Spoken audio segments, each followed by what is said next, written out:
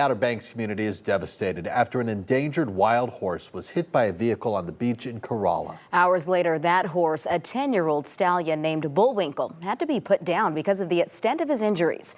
Brianna Fallon has the story.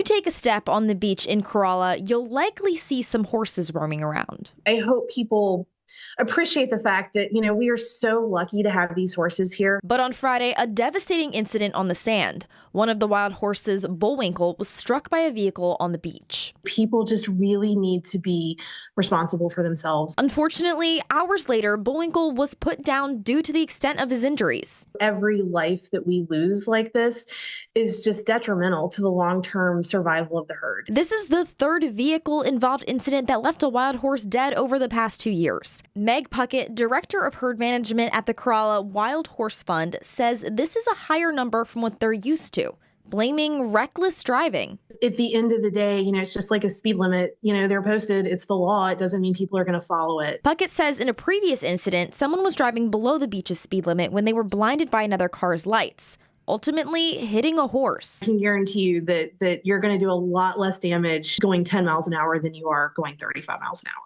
And Puckett says in that incident, it did do less damage. The horse had a few injuries, but ended up being okay. It's a good example of, the speed limit might be 35, but that doesn't mean that you should be going 35.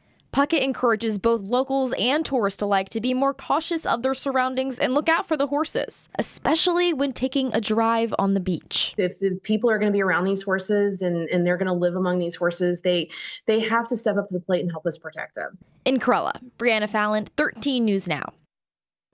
The Currituck County Sheriff's Office arrested 2 people in connection with the crash.